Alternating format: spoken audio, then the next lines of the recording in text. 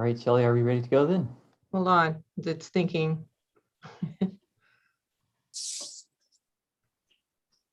All right, we're now live. Hold on, it's thinking. All right, I now call to order the 405th regular meeting of the City of College Place Planning Commission. Will the clerk please take roll call?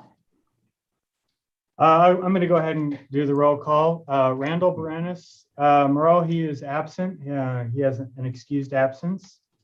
Also absent is Eileen Davis. And then Leroy Wagner is absent as well, and he has an excused absence. Brian Ruff. Present. Dennis Olson. I'm here. Skipped over Ben Dawson. I'm present. And then Todd Ricewig. Present. Great. So we do have a quorum. Later tonight, just for the record, we will be having, we will have Greg Dorn will be joining us for agenda item number 4. All right. Next, were there any public comments that were submitted? I did not receive any public comments. And I don't believe the clerk did either. Then we'll move to our consent agenda, consisting of tonight's agenda as well as the minutes from our June 15 meeting. Is there a motion to approve those?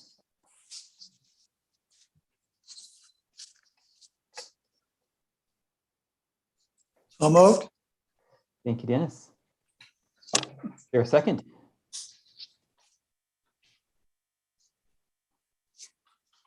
I'll second. Thank you, Todd. Any further discussion? All right, all in favor of our consent agenda, please say aye. Aye. Aye. Any opposed? All right, carried unanimously. Next on our agenda is listed our public hearing, but John, if I understand correctly, you'd like to save that for after our regular agenda. Is that correct? Well, we'll hold the public hearing after I give a presentation, and if there's any questions, then you would open it up for a public hearing. Okay. Does that make sense? Good. Time is yours. So I will go ahead and take over from here if you're ready.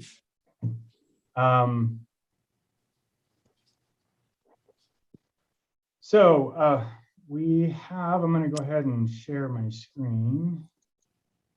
Okay, can you all see that PowerPoint Regional Housing Action Plan screen? Okay, great. That's fine. So Great. Good. So this was a joint project with the cities of Walla Walla, Dayton, Waitsburg, primarily, and so in College Place. We received a grant from the Washington State Department of Commerce to conduct a regional housing action plan. Walla Walla was the lead on the project. We started this in late 2020 and worked through the year. The project team was myself for the City of College Place, Megan Hayes for Dayton, Randy Hinchcliffe from Waitsburg, Elizabeth Chamberlain, and Melissa Shoemake from the cities of Walla Walla.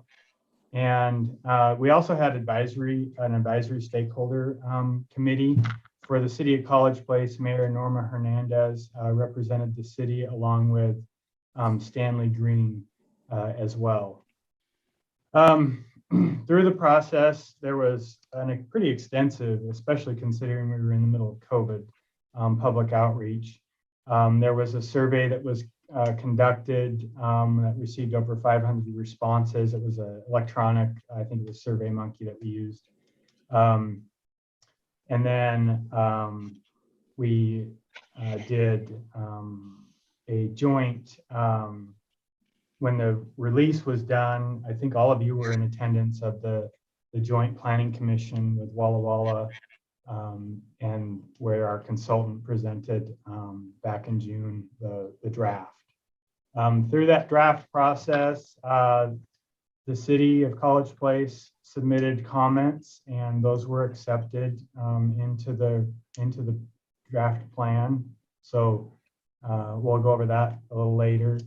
Right now, we're in the process. Today is the public hearing before Planning Commission, and then we're asking that you recommend approval. Your recommendation would then go on to the City Council at the September 14th meeting for final adoption. There'll be a report to them at the next council meeting of the results of this meeting, but adoption will be on the 14th of September. Some key plan components. The first thing that we did, and this was presented to you earlier this year when it was completed, was the housing needs assessment. That inventoried our current housing, so apartments and residential units, the number of units we have. It looked at the vacancy rates, housing attainability in the region, and gaps in the housing needs. And then again, I mentioned we had the public outreach process, and then they did, as part of this project, they did the financial analysis to try to determine if there was a need for more incentives. From that, they basically determined that the type of housing that could be accommodated in the valley without incentives was like your garden style apartments. So your typical 2-3-story apartment building complexes that, you know, they call them garden style, or that's what this plan called it. You know, because they usually have pretty big yards around them and some open space and stuff. Now, in order to get into kind of what Walla Walla did with the lodge over there off of Rose by the Safeway, that's your mixed income apartments. So you have a mix of, there's a little bit of commercial mixed in with that. A lot of times there's also some under the building parking that might be incorporated into it. And those sort of projects were found only to be affordable if you could provide some sort of multifamily tax exemption. And then the recommendations. So on page 28 of the document, or 36 of the PDF, you'll find there's a whole list of recommendations, and we'll go through that a little bit later in the slide. And then one of the recommendations was a comment from the City of College Place that our consultant helped us form, was that we really need to review and update the countywide planning policies, analyze how we do buildable lands, how the allocation of population growth should occur in the future, and possibility of considering urban growth boundary amendments. So that's on page 27 of the document and 35 of the PDF. And then there's an implementation schedule. The housing needs assessment, it pointed out some pretty significant information and facts. So here's some of the highlights.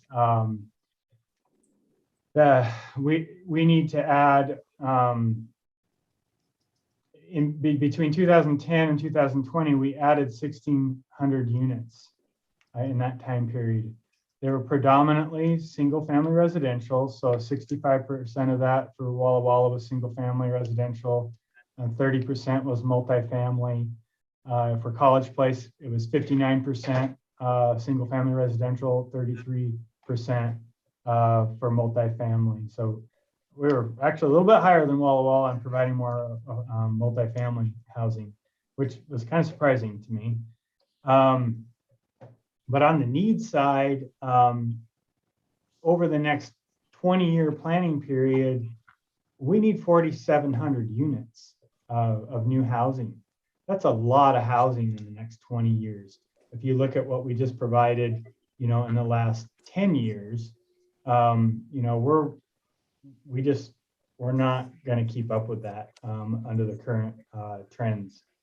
You know, future demand is, you know, roughly 1,500 units for single family, 1,100 of those. The assumptions were that they'd be on small lots. We need 732 townhomes, 894 multifamily, so five plus unit structures. And then we're likely going to need, you know, part of that equation is going to be more assisted, you know, government assisted units, whether that's, you know, manufactured homes or ADUs, that could be part of it as well. Back to the, you know, the housing supply gap currently, you know, we're showing that we have, on the higher end of the housing supply, so 80% of your area median income. So that's on the higher, and that's for people that make, you know, $45,000 to $67,000 a year. We have a shortage of 400 units. On the low side, so people that are making 50% of the AMI, and so that's 50% of the AMI is 28,000. Excuse me, it's, yeah, it's, oops, sorry here, let me get that right. 50% to 80%. So below 50% is going to be 28,000 or less. So families that are making 28,000 or less, there's a gap of almost 800 units. And so when you look at what's in the middle, you know, we roughly have apparently a surplus of 1,200 units, but the gap is so big on either end that it's really putting a crunch on the middle. So it's making everything completely unaffordable. You know, if you're 80% or higher, you're still struggling to find an affordable unit in your income. Or if you're right in the middle, somewhere in between those groups, everybody's struggling to find affordable units.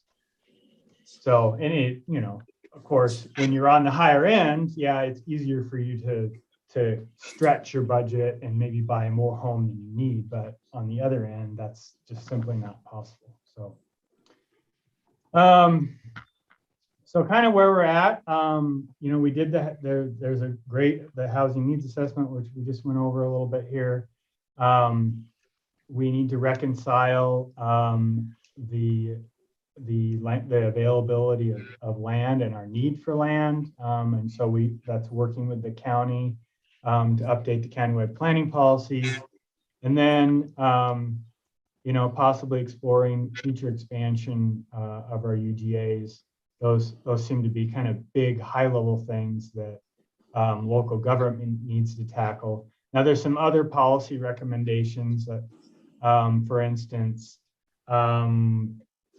we're going to continue to lobby the state to expand the multifamily tax exemption program. Currently, it's for cities, I think, that are 15,000 in population and greater. So communities that everybody's feeling the affordable housing issue, why can't communities like College Place use that program? The state laws don't allow it right now, but then if we had something like that, the cities could, you know, defer taxes on new construction to encourage affordable units within those. That new construction. There are other things like, you know, things that we're doing right now, like we kind of have an averaging right now for infill lots. So there's a formula that we can work through so that, you know, let's say that you have a large lot that's 11,000 square feet. Well, according to the code, you would need 6,000 square feet per new lot. So you wouldn't be able to do a short plat. Well, we've made some adjustments so that those smaller lots, we can accommodate some one-offs here and there. We've done things like some things that are listed as things that we can do would be to to expand the threshold exemptions for environmental review. So we went from a 4-lot short plat to a 9-lot short plat. We've expanded when an environmental review is needed up to that 10 lots or more. So there's things like that we've already done. There's some other things that we can do, like we could consider, right now we allow duplexes in our single family zoning district. We could consider allowing up to 4 dwelling units, so 4plexes. Walla Walla has gone to that. That's one of the recommendations that we consider for College Place. Reducing or eliminating some parking requirements, like with ADUs. Right now, we require one parking stall per ADU. There's a recommendation in there to eliminate that completely as a requirement. We've done things like reducing our capital facility charges for water and sewer for smaller units to encourage those smaller units, but maybe there's other things that we can look at to encourage and make things more affordable. So that's the gist of the regional housing action plan. And do you guys have any questions at this point? It's a lot. Any questions from the commissioners?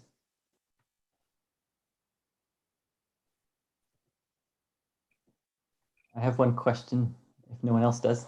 That would be that some updates were made to the plan, I think, since our last meeting, particularly as it relates to engaging the county and work on the UGA and ensuring that we have enough land to develop. Were those updates adopted by, or are they being adopted by the other cities that are party to the plan as well? Or? Yes, so Walla Walla has already, at their last council meeting, they adopted the plan. So, and that included the recommendation that we made for updating the countywide planning policy. So yes, so Waitsburg and Dayton still need to adopt the plan, as well as the city of College Place. But it is in that recommendation that we made is in the final draft of what they're presenting to their councils. Good. Are there any other questions from the commissioners?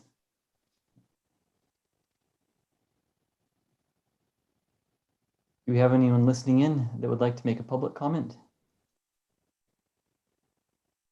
Nobody's raising their hands. All right.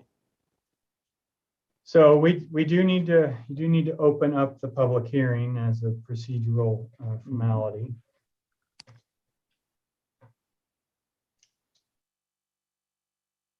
All right. Is there a script around that, John, or was?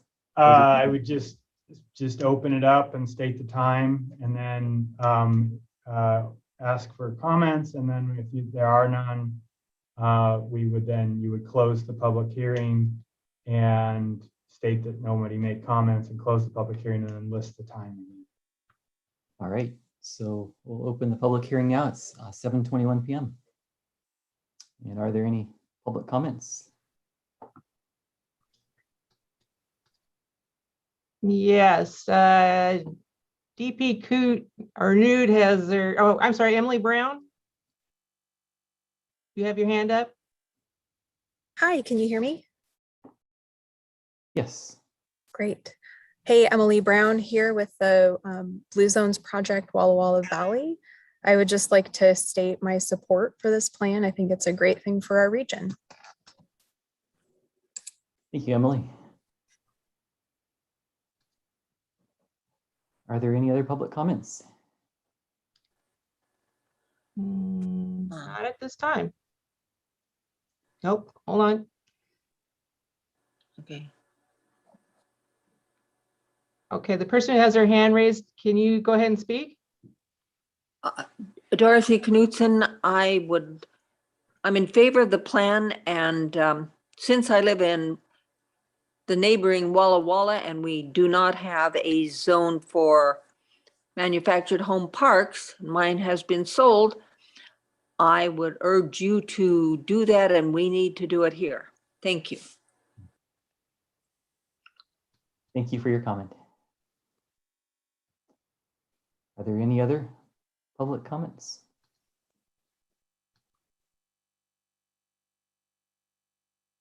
Nobody else is raising their hand. All right. Well, it's great to have some participation tonight. So thank you to those of you who were here to participate. So then we'll end our public comment period. It's 7:23 p.m.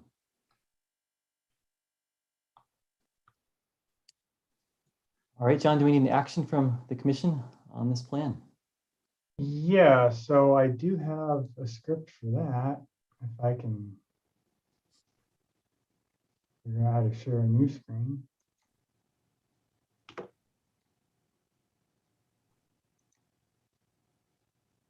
Get out of my way.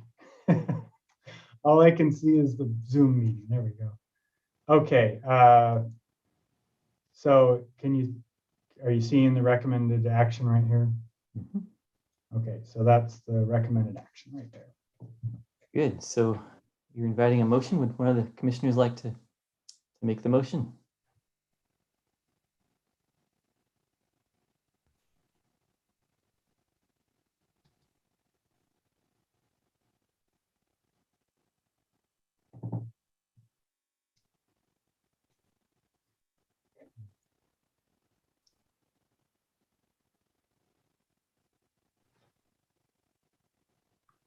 Would a commissioner like to make a different motion other than what's listed here? Or is everyone on mute right now?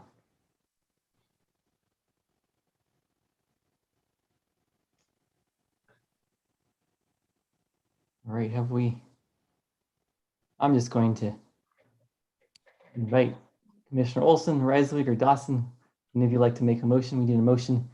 John's recommending that we offer the following motion. It should be on your screen. Sorry, I can't read it on my phone, but I found it on my other screen. I'll go ahead and make a motion to do so. So I'll read the motion. The motion is to recommend the College Place City Council adopt the Walla Walla Regional Housing Action Plan by reference into the College Place Comprehensive Plan.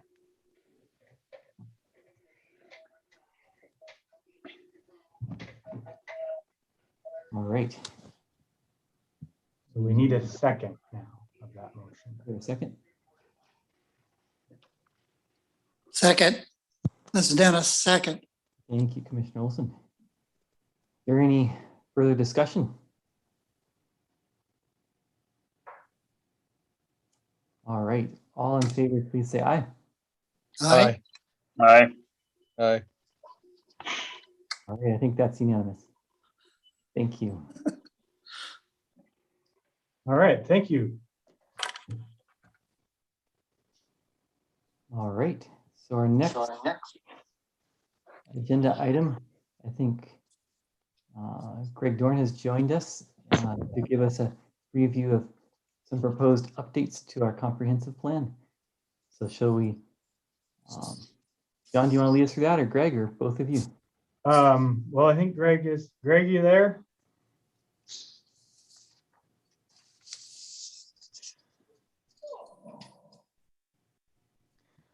Well, while Greg wakes up from his nap, we will. So kind of where we're at is we have 3 various draft versions out of, well, I'm awake. Oh, there you are. Okay, Greg, why don't you go ahead and take over? I was just talking away, Oh, and it was the best presentation I've ever made. I was just on mute. John, are the documents up on the screen? well, I can get them up. Which one would you like to view first? Why don't we start with the amendments to the comprehensive plan? Okay.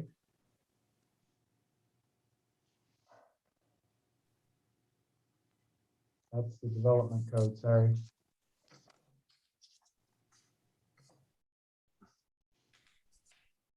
Okay, are you seeing that? I am not.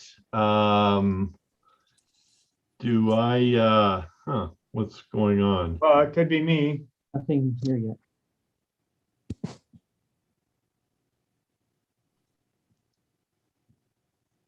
How about that? You seeing it now? Let me, Yeah. No. You might have it's, to switch the view to which is the main, but I think I see it now. I see it, John. Okay, so how do I, John, how do I see just little tiny pictures of the commissioners and you. How do I get it on so I can see it in do you want to share your screen? Do you have your stuff up? Would that be better?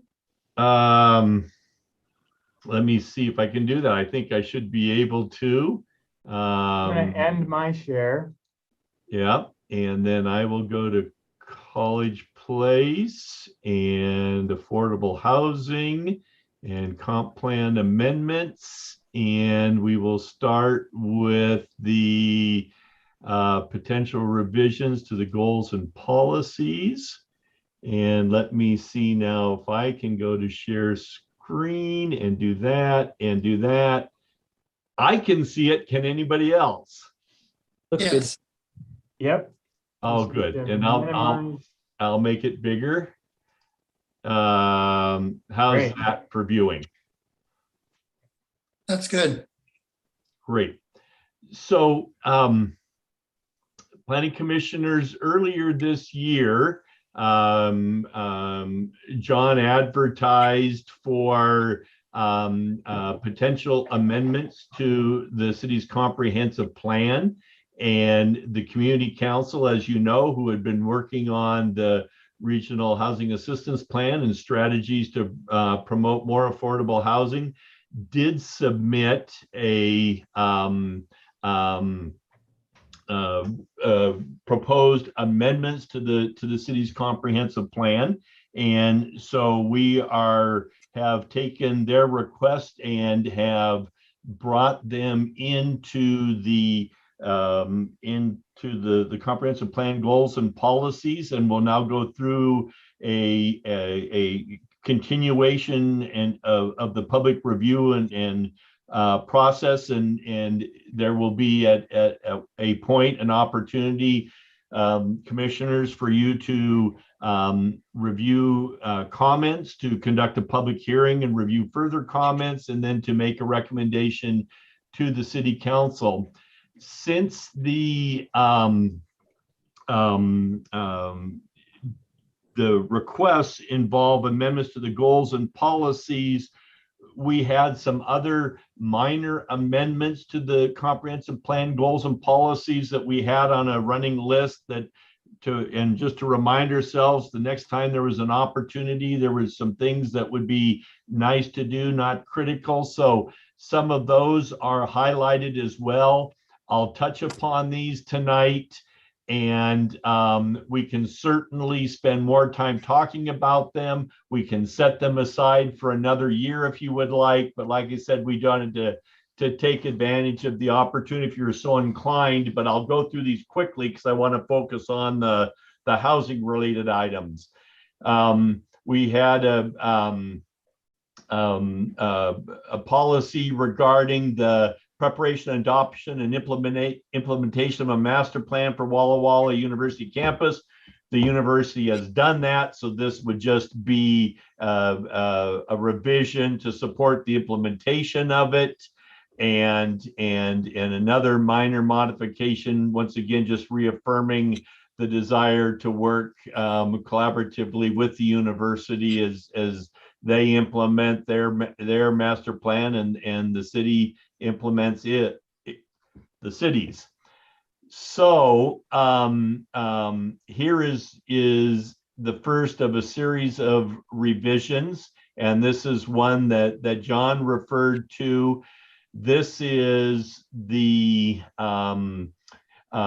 revision that would be the basis for the city in collaboration with the city of Walla Walla and Waitsburg, and then with the county, to dive into the countywide planning policies and the methodology that is used for allocating growth to cities. As you'll recall, the city has had quite an experience with the county in this regard, and the county had determined that the city didn't need any additions to its urban growth area, even though there is a critical shortage of housing in College Place. There's even a more critical shortage of affordable housing. And one of the things that drives up housing prices is the limited supply and availability of land suitable for development. So this is language that corresponds with the item that you just addressed, which is to coordinate with the other cities and to sit down with the county and see if we can't update the countywide planning policies and the methodology to bring some more contemporary thinking and approach to how this matter is addressed. There is another policy, a similar policy, here that are both highlighted, and those all relate to the action item that you just discussed. Here's a technical adjustment: maintain sufficient land. There isn't sufficient land, so a proposed revision there.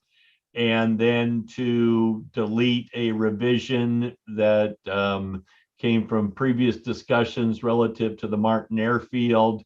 And then an important one, which is there are properties within the city's urban growth area, and the assumption is that if a property is in the urban growth area, that it will be annexed into the city at some point in time within the 20-year planning horizon.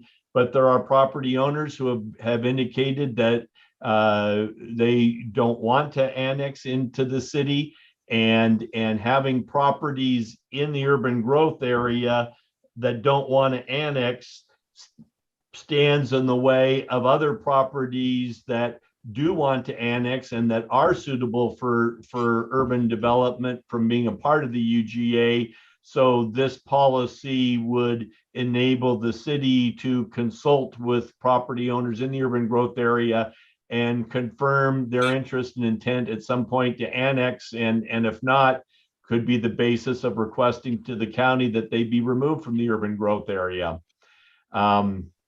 More changes to the urban growth area.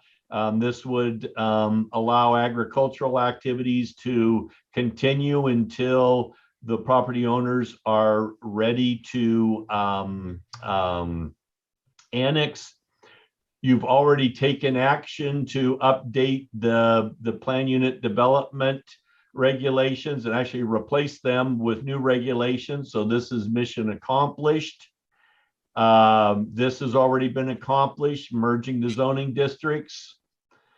This has been accomplished. And now we get into the items that are highlighted in green, which relate to the requests of the community council. And one of the requests that has come in and was just, you heard testimony on, is we had previously recommended and council had adopted that the manufactured home park zoning district be merged into the multifamily residential zoning district, and that had been accomplished. But research conducted by the community council has indicated that the retention of the manufactured home park zoning district may be a more effective way of retaining existing manufactured home parks and discouraging the sale and conversion of them to other uses. So it is at the request of the community council that that policy would be deleted. And then let me see as we continue down the document. Language from the community council to emphasize the preservation of existing affordable housing and providing a definition of affordable housing, and then incentives for the inclusion of affordable housing in larger developments so that affordable housing isn't necessarily just separate housing, but recognizing that affordable units can be integrated into other housing developments. Incentives to maintain manufactured home parks as a source of affordable housing, and there are 2 of them in the city right now. And here's the language that would reestablish the manufactured home park zoning district, and policy direction to give residents the opportunity to comment well in advance of any zoning changes or variances requested by park owners, to look at means of giving tenants and homeowners associations and co-ops the opportunity to have early notice of potential sales and to potentially buy the development themselves, and look for opportunities to create things such as a resident relocation plan in the event that manufactured housing developments are sold or converted to other uses. And once again, emphasis on minimizing displacement and looking for different resources that can be used to help support affordable housing in the county. So those are the changes that were requested by the community council. They're highlighted in green. And as I said, some of the other items we had relative to the housing assistance plan identified in yellow, and then just cleaning up some of the other items from the past. This is some things that were discussed with the Economic Development Advisory Committee previously. And there's a couple of changes here in Parks and Recreation that's consistent with some of the subdivision changes that you've made, but we needed to make sure that they get into the comprehensive plan so everything is consistent. And that is the long and the short of it, Commissioners. So we wanted to show you this to see if you had any immediate questions or comments, but otherwise, this is the document that would go out for public review and comment, and all those comments would come back to you for your deliberation. So I'll pause here. That's the first document we wanted to show you tonight. All right, we've covered a lot there, number of changes. Commissioners, do you have any questions or comments on what you've seen? Yeah, I recommend we move forward with it, get it out there for public comment and get moving on with it. You know, it seems like we've spent the last 6 months going over it. So Thanks, Ben. Remember, we are government here. We have to.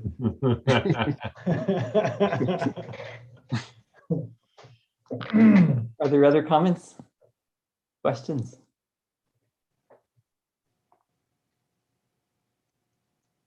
All right. Let me just, Commissioner Reiswig, anything you'd like to add? Yeah, I kind of agree, but you know, I think we should get it out there and see what the public comments come in as. But so I'm in favor of moving forward. Thank you, Commissioner Olson.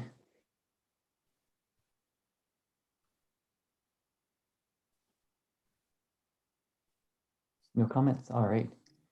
I did have a couple of questions, if I may. Yes, And please. One was at the bottom of the I think it was the last green item.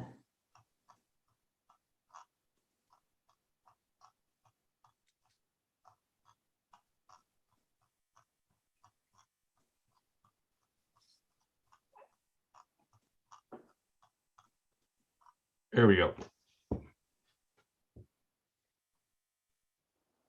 So number 15 calls for supporting strategies that minimize displacement of low-income community members. And I think that sounds like a worthy policy. But I wonder if you could give us a sense of what that often looks like in practice.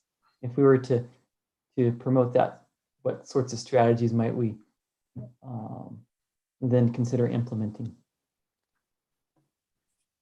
Well, there's a specific reference to the housing action plan in the memo. I don't know if you, John, you have that handy, but generally the kinds of things are early notice on potential sale or changes to regulations or zoning that could result in place displacement. So kind of early opportunity to review and comment, direct notifications. So tenants hear directly as opposed to indirectly about the actions, pending actions that could result in displacement. Those tend to be the most common ones. There are also, provisions potentially that could allow for, in effect, right of first refusal to buy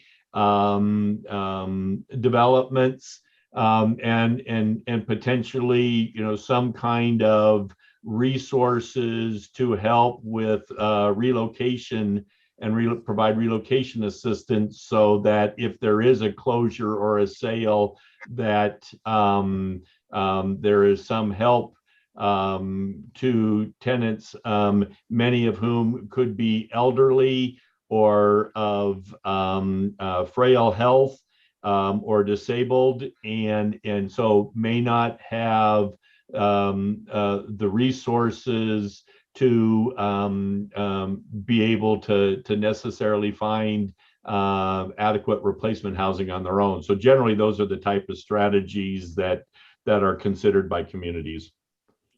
Okay, thank you. That's helpful. And then I think I had a question or a suggestion at the very bottom of the document, page 28.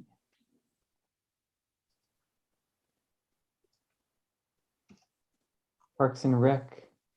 It was policy 1B. Oh, there was maybe scroll down.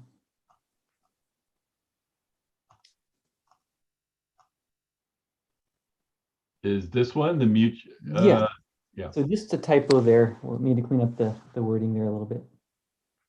Mutually beneficial strategy for the shared or joint use of policies. Thank you. Thank you. Good. Facilities. Joint use of facilities. Okay, great. Thank you. Good. Well, those are my questions and comments. So commissioners, we're prepared to proceed with distribution on that and bring the next document up. That's good. Thank you. And let's see, let's go to this one, which one of the requested items was to reinstate the manufactured housing and mobile home park zoning district. So in order to accomplish that, we would we need to get these guys out of there. So we would need to add back in the manufactured housing / mobile home park district. the purpose of which is to provide and protect affordable opportunities for the long-term occupancy of manufactured housing and mobile homes and the like in a residential setting. So that would reestablish the district. And then what we would need to do, and I didn't list the whole table of permitted uses, but we would amend the table. So we would then need to establish what uses are permitted in that zoning district. And so there would be, each one of these is an item that's defined by state law: manufactured housing community, mobile home park, manufactured mobile home community. So those would be permitted. RV parks would be permitted. And then some of the other uses like clubhouse and community centers, parks, playgrounds, childcare facilities, adult homes would be permitted. And then we would have childcare centers, adult daycare centers, other kinds of uses permitted in the zone, as well as some of the accessory units. So that's what would happen to reinstate the zoning district. And then before I go to the next step, so commissioners, what we would do is, with your concurrence, unless you have any questions or comments, is we would then also, as a companion to the goals and policies, these potential amendments to the zoning regulations to implement that the policy to reinstate that zoning district would travel with them, so that people could see that this is an action that would occur as a result of that comprehensive plan change. So if you have any questions or comments, we can discuss them. Otherwise, Commissioner, I would, consistent with your previous discussion, we would be prepared to take this one forward for review and comment as well. All right. I had a question, just so I understand that right. If we were to reinstate this MHP zoning, this manufactured home or mobile home park, you're saying within that zoning umbrella, you could have things such as adult homes, group homes. Is that what you're saying? Yes, yes. And those would be examples of what could operate under the manufactured home parks. Yes, yes. So are we effectively just trying to make it a little bit more difficult for that to be moved into a multifamily zoning?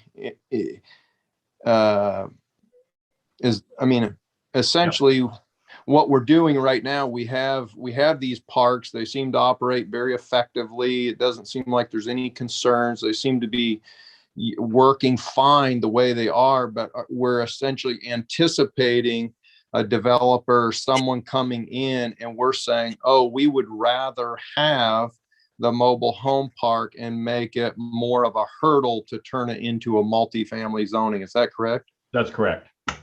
Okay. And we're basing all that off of this committee, the committee that researched that and felt like a mobile home park was more valuable than high density multifamily or any other type of cottage housing or single family residence. Yes, I think or that the preservation of the existing manufactured housing parks would be a higher priority than having them potentially replaced by something else. Okay. Well, You know, oh, go ahead, Ben. Sorry to cut you off there. Oh no, that's okay. I'll remember what I was going to say. Okay. Well, I was just going to add that, I mean, the regional housing study that, you made recommendation to approve to council, that there's data in there that kind of backs up, the need that the affordable housing issue that we're having, but also the community council study, which multiple members, myself, Mike Rizzatello, the mayor, other members of our community, the valley-wide. I mean, there were 40 some odd participants of that affordable housing study that Community Council facilitated. That was one of the findings, that, to protect was to protect and preserve your existing affordable housing. It's more economical to do that than it is to create new affordable housing. And then across, just research across the country, nationwide, we are seeing manufactured home parks close and be converted to different uses, and it is a loss of affordable housing, and maybe that will happen, could happen someday in College Place. We just want to be prepared, and not to say that a property owner wouldn't be able to do that and reconvert that, but they would have to go through an extra step of rezoning the property. Mhm. Yeah, I think when the ladies there a couple months ago presented that package to us, I mean, I think out of everything we just reviewed, that's the hardest one for me as far as making sense. I mean, I kind of have to, put it, there was a whole committee doing it. And if that was kind of a unanimous, just from an economical point of view, it doesn't really seem to make sense. And it seems like it potentially, I don't own a mobile home park in College Place, so it's not of a high concern, but I've just been in many places throughout the United States where the mobile home park was the least desirable place because of oftentimes how it was managed and also the requirements there. Now, when these ladies a couple months ago presented their findings, and I asked a couple of them, they said, well, this is just part of our package. Like we just want to talk about this today, but it would need to go hand in hand with other things like rent control and, different sounded like there was many other components. And I guess I'm just putting myself in the seat of the mobile home owner. I would just hate to get stuck in a situation where I couldn't get rid of this thing. And basically, I'm mandated by the state that I have to keep my rents at a certain level, which essentially runs, to cash flow this thing. It just becomes more and more and more of a hole, kind of like, frankly, like hundreds of them that I've seen in different parts of the United States. And so I just would I guess assume you guys have talked about that in your findings, and that was all weighed out. But that would be my concern, is that we tie the hands of the mobile home park owners, then we tie them more by putting something like rent control, and all of a sudden there's no money for infrastructure, there's no money for improvements, and we've created ourselves like a first class worse neighborhood, when it may not really be necessary, when we have functional and seemingly really nice mobile home parks. The two that we have seem like they're really, really nice ones here in College Place. Maybe an unintended consequence. I think what you've identified are very legitimate policy questions, and as you get comments on this, those will be very appropriate for the commission to discuss. One thing we did learn from the committee that researched this is that apparently there is kind of an emergent I'll use the word industry or business opportunity where investors are out looking for manufactured and mobile home parks and approaching the property owners unsolicited with offers to buy them, with the intent of converting the park to a different use. And and so apparently there's kind of an active or aggressive kind of a market out there for those unsolicited requests. And I know in talking with the committee that looked at it, that was one of the things that they were particularly concerned about. And so as we get this out for review and comment, and as we get comments back, I think it'd be very appropriate to continue the discussion and the issues that you just raised, to kind of what's the best way to approach this, and if we're going to err, what side do we err on? But the committee has done quite a bit of work in that regard. Yeah, and Ben, I mean, you raised definitely some good points, and it's great. We need to make sure we're looking at this from all lenses, from the property owner's perspective, the residents who are also, they don't own real property, but they own property in there. Those homes are their property, so we got to look at it from their perspective. The city has a perspective. One of the reasons why our parks are so nice is that there's really this kind of unspoken or uncontracted public-private partnership in those developments, because those roads in those parks, which is really unique, and the utilities in those parks are public. So the city has taken on the responsibility of maintaining those underground utilities and the streets.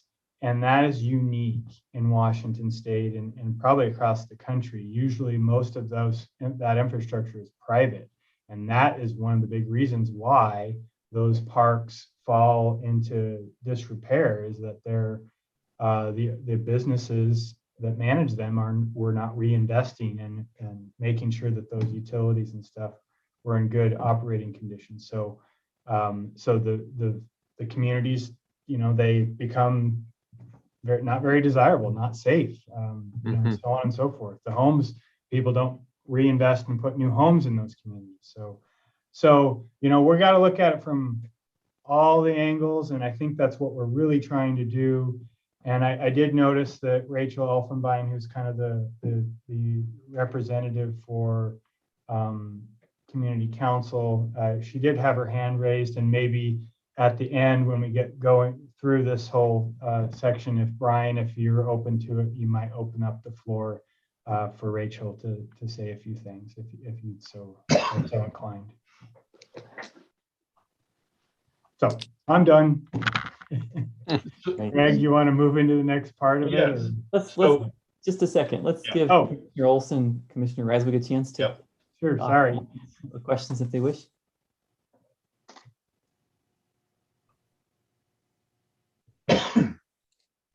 If I understand it, we're just kind of what's put before us is, are we agreeing to put this out for public comment? Is that correct?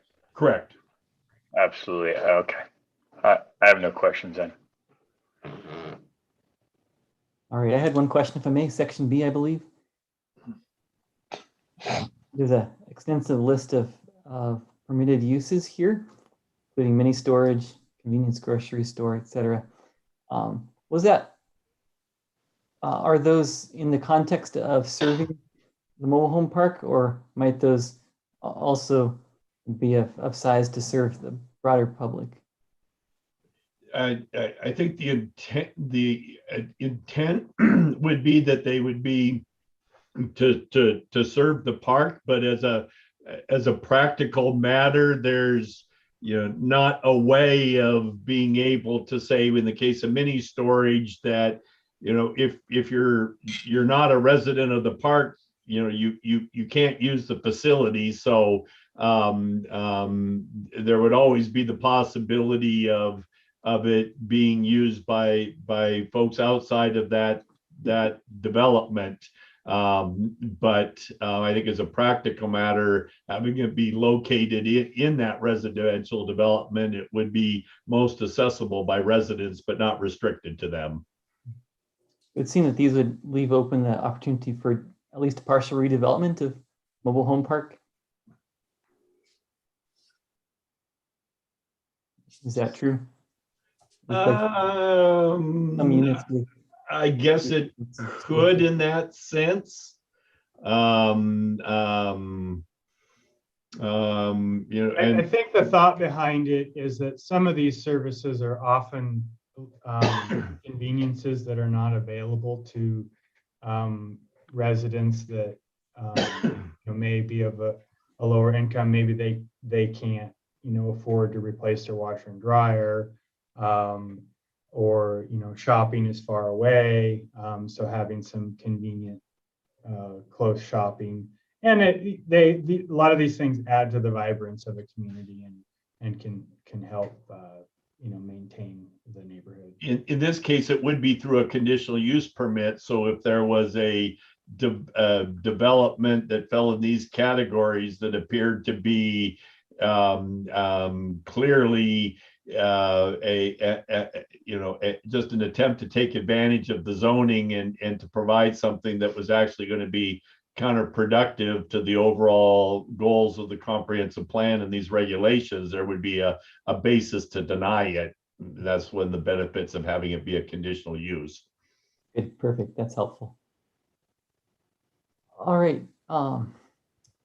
John, were you proposing taking a public comment here or at the end of our review of the 4 documents? Oh, in terms of allowing Rachel to speak if she... Yeah, would it be It's up to appropriate to you. allow some I comment? think we should at least go through this next document if we could. And Sure. then Yeah, it's the same subject, so let's stay on track with the same subject. So if we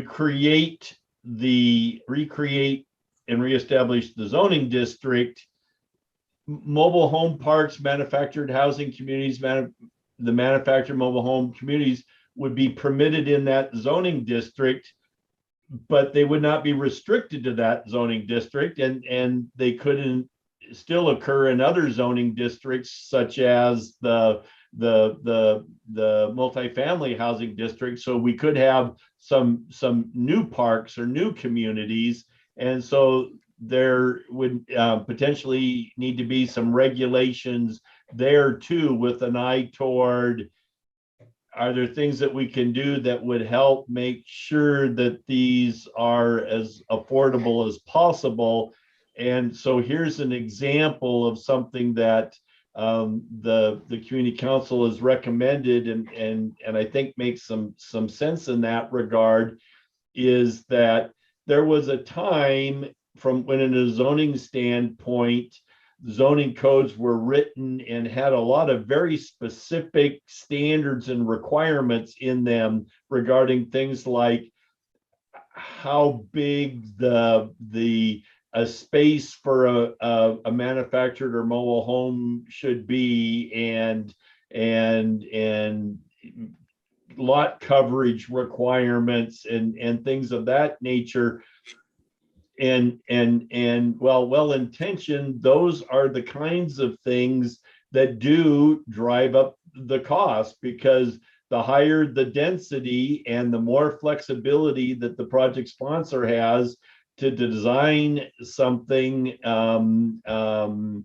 that they think is workable and will succeed in the marketplace, the better. So we did go through and with some recommendations from the community council, we've suggested a few of these standards can be deleted, because there are standards that deal with setbacks from property lines, spatial separation between the units. And so with those kinds of items, it may not be necessary to prescribe what the actual lot size and dimensions are and the like. There's also wanted to clean up some of the language regarding foundations and the like. And so were some additional revisions there. Now, and then here's where it gets to the items that you were discussing, because one could argue that it wouldn't be limited to just the manufactured housing zone, but any mobile home park or manufactured housing community there should be opportunities to make sure that the tenants know in advance about potential zoning changes, about potential sales, opportunities to potentially buy or at least to find new housing opportunities and the like. So these are where those measures you were just asking about would be located. And so recognizing that these are still going to require some additional work, and many of the examples are from other states, and each state has a little bit different regulatory context. So these may take some further massaging, but once again, we wanted to get them out for the public to review and comment, so they're seeing the complete package, if you will. One thing that we did not include, and John and I in talking, we're beginning to feel like we had quite a bit loaded onto the plate. This is kind of like going to all you can eat smorgasbord. We've got lots of stuff piled on the plate here, and we thought that we maybe should stop. But in Planning Commission, you recall that you recently reviewed and updated the RV park regulations and included some standards in there for things like 300 square feet per RV in open space and the like. So there may be some provisions in your RV park regulations that would be appropriate to add to or use as the basis to further amend the standards for new mobile home or new manufactured housing communities. But we thought that we've got quite a bit going here, and so that we would just kind of flag that as an item and possibly be on your to-do list for next year, but not try to do that at the same time while we're trying to get some of these more pressing matters that relate to the preservation of affordable housing stock, through the process. So just to alert you that there may be some additional actions we'll want to take next year, but there's really three things that would travel together with the goals and policy changes: reinstate the zoning district, reestablish permitted and conditional uses in the zoning district, and then update standards that would be applicable to manufactured housing communities, whether they were in the specific zone or not. Those three pieces right here, our intent would be, with your concurrence, to have all three of those go out for public review and comment.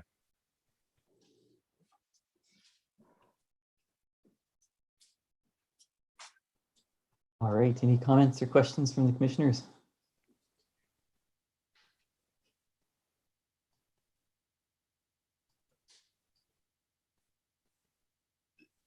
Commissioner The Dawson? last item does not have to do with housing. So, Mr. Chair, if you were inclined to want to hear from Rachel and the Community Council, it would be an appropriate time to do so, and then we would come up for one last set of revisions, which are minor and housekeeping in nature, but do not pertain directly to the affordable housing issues at hand. All right, let's take a public comment if we have one. Rachel, are you? Hello. Yes.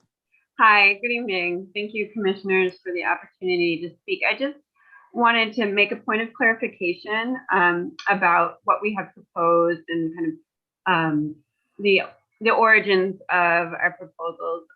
Like John said, our proposals are emanating from what was a 6-month-long community research process where over 40 members, community members from throughout our region came together and studied affordable housing together. That study produced 28 recommendations. We only advocate for those 28 recommendations because we stick to the recommendations that those community members decided upon by consensus. So all the recommendations in our study report were decided upon by consensus. Like John said, he was part of that process. Mike Rizzatello was part of the process. Norma Hernandez as well was part of the process, and deciding collectively on what those 28 recommendations would be. One of those recommendations is about preservation of manufactured home park communities. And so that's the basis of this research and advocacy work. And this is where our recommendations on the comprehensive plan and reinstating the manufactured home park zoning come from. We did further research with organizations throughout Washington State and organizations working in Oregon that are working to preserve manufactured home parks and the homes within them. We also consulted materials that are used nationally in regard to manufactured home park zoning. And we supplied those materials to John, and to Greg, and happy to share more of those materials, showing, exactly in which communities throughout the country, both on local level and state level, which communities have implemented manufactured home park zoning, for example, or opportunity to purchase legislation. It's been done both locally and statewide in different communities throughout our country. And so we stick to the 28 recommendations in our study. None of our recommendations have to do with rent control. So under a manufactured home park zone, the park owner can continue to operate their park as a park, and it can continue to charge the rent that they're charging. They can continue, if they want to, they can raise the rent. Nothing about manufactured home park zoning says how much rent can or can't be charged. It's the park owner, it's up to their discretion to decide what they will be charging for rent. So we haven't proposed anything in regard to rent control, and we won't, because it's not part of our study. That wasn't decided upon by the community members who participated in the study. So nothing in what we have proposed says anything about rent control. What the zoning would do is preserve the existing use of manufactured home parks, and the owner can still make the profits that they're making from operating a manufactured home park. And in addition, the owner has every right to sell the park under the manufactured home park zoning. So if they decide they no longer want to own the park, they want to sell it, they can sell it to a buyer. The opportunity to purchase legislation that would be built into what we've suggested does not even require that the owners sell to the residents should they want to form a cooperative. It stipulates that the owner should negotiate in good faith with the residents, but the owner is not required to sell to the residents either. So if the owner wanted to sell to a manufactured home park management business, the owner can sell to them. So I just wanted to clarify that we don't do any work on rent control, and you won't find any recommendations around rent control in our proposal. Thank you very much. Thank you, Rachel. Helpful clarification. Okay, commissioners, we have one more item, and Greg, you're gonna have to share your screen again, because I took your screen share away. You were making us all dizzy with your scrolling. So. Okay, that's fine. Let me get to the here it is, the proposed housekeeping amendments. So I will let me see, do that and get that back open, and let me move that into position and see if I can reestablish the here it is, the sharing. And let's see, that should be it right here, hopefully. Let me see if I did that. So did I get the proposed amendments to the Unified Development Code? Is that what you see? Yes. Okay, good. Thank you. So these are, I think, considered housekeeping amendments. Since we're going to be going through the process, a couple of things that wanted to address. One of them is just to clarify that when we're talking about driveways and a corner lot, that the driveway needs to be as far away from the intersection as possible. That's just a matter of public safety. And then we also have want to make sure that we have some standards for determining what constitutes a qualified professional as it relates to the administration of the land use and development regulations, and to include landscape architects. So 2 minor provisions, but they do need to go through the process. So that's the entire package, commissioners. That's what we want to get out for review and comment. Get the comments back to you so that we can proceed with the update process. Greg, can you, if there, actually, go ahead, Brian, you were going to say something, weren't you? I'm just going to invite questions, and then Right. I'll have one after others have a chance. But John, did you want to add something before we take questions? No, I think it's good that we take questions. Commissioners, anything you'd like to ask or comment on? Could we scroll to the bottom of the document then? And just as a practical matter, I'm interested in how you define the various professions you listed here. How would you determine whether someone met those criteria? And what I'm really asking here is the fact that if you're basing on licensure, there's not a separate license for traffic engineers or for civil engineers. There's just a professional engineering license. Mm-hmm. Yep. Yeah, some of these, there are specific provisions in state law that enable those distinctions, but I have encountered that in other communities where an engineering degree in some circumstances may be appropriate, even if that engineer doesn't practice in the area of specialization. I believe it's been a while since I looked at this, but either one of the RCWs or one of the WACs, I think it mentions landscape architects, but our code wasn't clear on whether or not landscape architects were applicable. So that was the reason why we wanted to add that in there. Yeah, well, I'm commenting on parts that aren't under consideration for revision. Oh, okay. Yeah. I was focused more on the 2 types of engineers you called out here.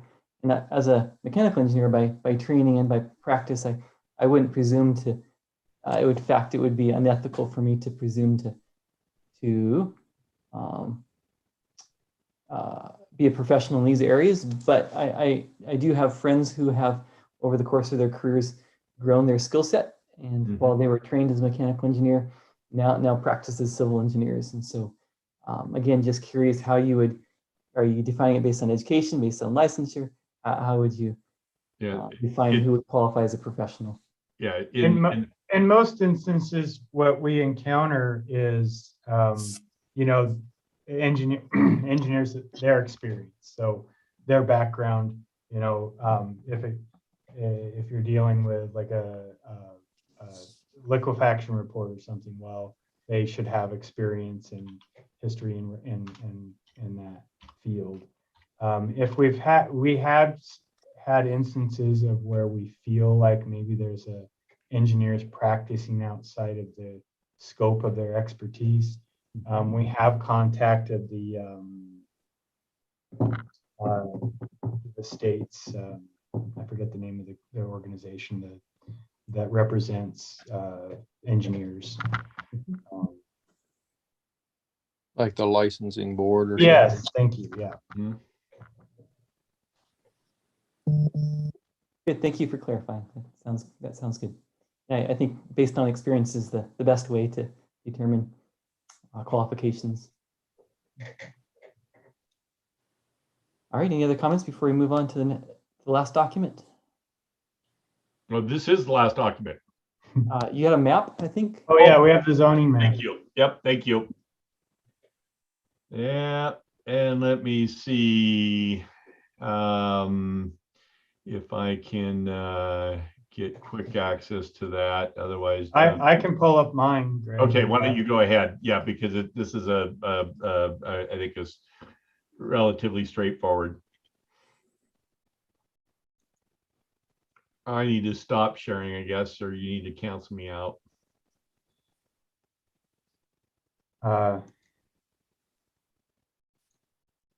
Okay, y'all see this the zoning map? I do not. Is nobody seen? Oh, I didn't share it. I selected the screen, but I didn't. There you go. I see it. So this item is the last piece. There are 2 existing manufactured home parks in the city, and this would apply the new zoning district to those 2 parks. And yeah, you're gonna have to move it, John. So the northern one for me is underneath your picture, John, but there's if you could slide it I'll just zoom out. Yep. Does that work? If you could just move the whole document to your left a little bit as you look at it. Just Well, it's easier said than done. Greg. okay. Well, there's the one right there that you can see with the number 1, and maybe I can get your guys' pictures out of the way. There it is. There's the other one up north. So those are the 2 zoning districts, and so this would complete the package of things that would go out.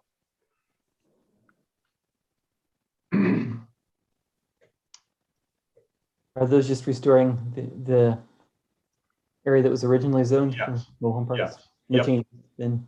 Yep. Did All right. we any questions on the map or?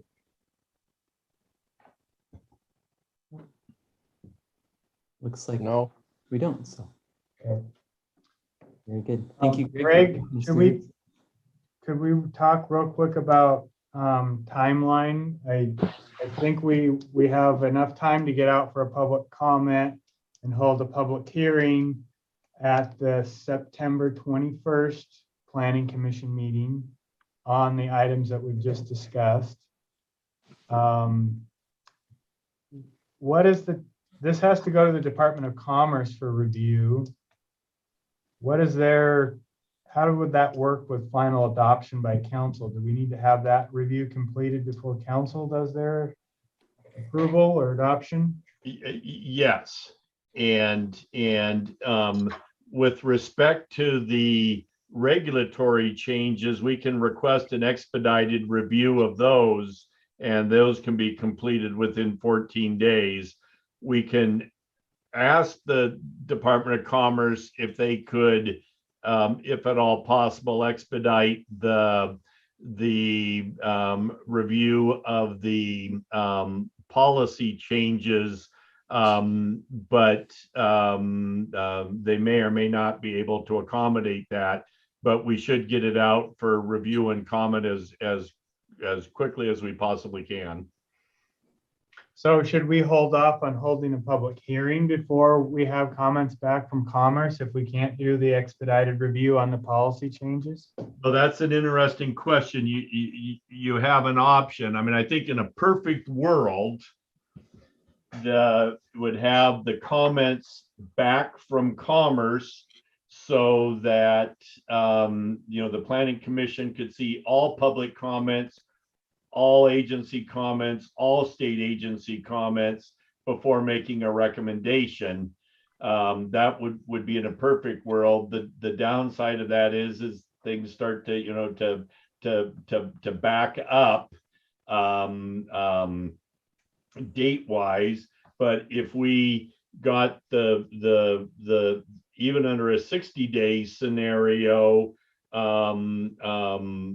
it could be ready for city council review in November, so it could be completed this calendar year, under that, you know, circumstances of having all comments and you know, available for the planning commission. We just need to get it out to Commerce right away, and we could schedule the public hearing under that scenario either in September or October for the planning commission. It just, they would, you know, potentially want to wait until they have all the state agency comments in before they make their recommendation to the council.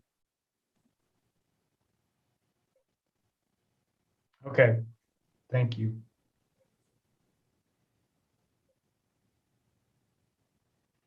All right, John and Greg, anything else from our regular agenda?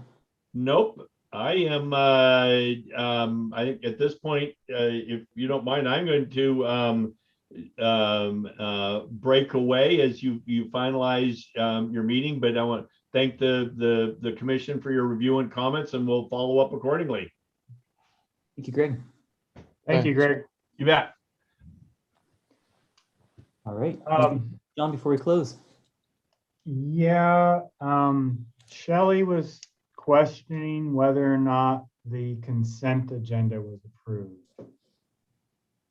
I think it was. We did vote to approve it. Okay. Do you remember who motioned and seconded it? Just for my notes. You're gonna have to listen to it over again. Okay, that's fine. I can do that. No problem. I'm sorry, I don't remember. Okay, well, that's all I have tonight. All Thank right. you for everyone for attending and being patient. So John, basically we were saying we'll get this out to the state agencies, then we'll get a public review of what we just discussed here. It'll be a combined public. We have to have it at least a 14-day public comment period. So what Greg and I are going to do is, it doesn't look like there's any changes. So what we'll be able to send this off to Commerce this week. And so they usually have a 60-day review at the longest, that we can ask for an expedited review. Maybe they can do it in 30 days. So we'll ask for that because the changes are pretty small. But we can do the public comment period. It can run consecutive with whatever window we are going to do with Okay. Commerce. But it sounds like we wouldn't hold the hearing until we have Commerce's comments, if any. Okay. All right. well, Government.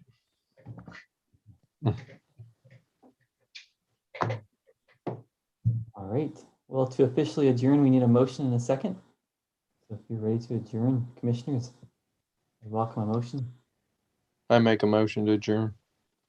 Here a second. I second.